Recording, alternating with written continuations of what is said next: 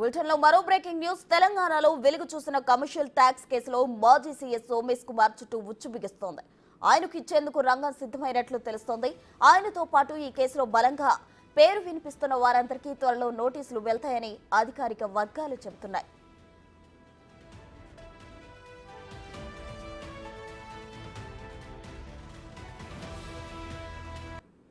తెలంగాణలో ఐజీఎస్టీ ఎగవేతకు పాల్పడి ఏకంగా 1000 కోట్లు స్కామ్ చేశారని కమర్షియల్ ట్యాక్స్ విభాగం ఇటీవల బయటపెట్టింది.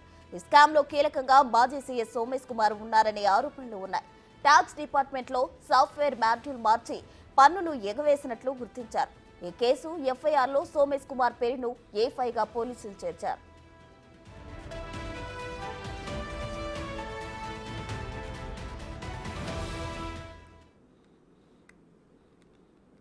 ఇక తెలంగాణకు సంబంధించి వెలుగు చూసిన కమర్షియల్ ట్యాక్స్ కేసుకు సంబంధించి మరిన్ని వివరాలు మా ప్రతినిధి సురేష్ ఫోన్ లైన్ లో అందిస్తారు. సురేష్, చెప్పండి.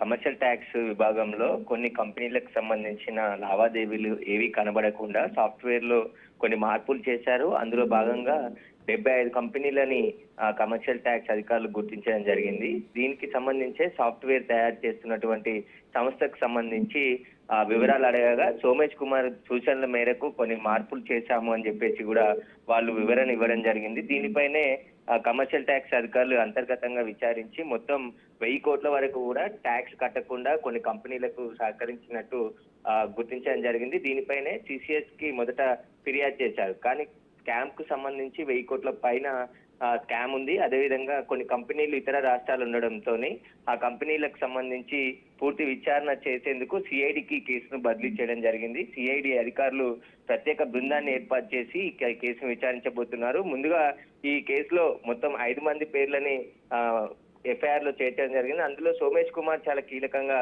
ఉన్నాడు. గత ప్రభుత్వంలో మాజీ సిఎస్ గా ఆయన పనిచేశాడు, ప్రభుత్వ సలహాదారుగా పనిచేశాడు కాబట్టి అతని పాత్రనే చాలా కీలకంగా ఉంది. సోమేష్ కుమార్ కి సంబంధించి సూచనల మేరకే ఆ సాఫ్ట్వేర్ లో మార్పులు చేసి ఈ కంపెనీలకు సంబంధించిన లావాదేవీలు కానీ ప్రభుత్వానికి కట్టాల్సిన ట్యాక్స్ కనపడకుండా చేశారని చెప్పేసి కూడా ఆరోపణలు ఉన్నాయి. వాటి అన్నిటిని కూడా విచారించబోతున్నారు సిఐడి.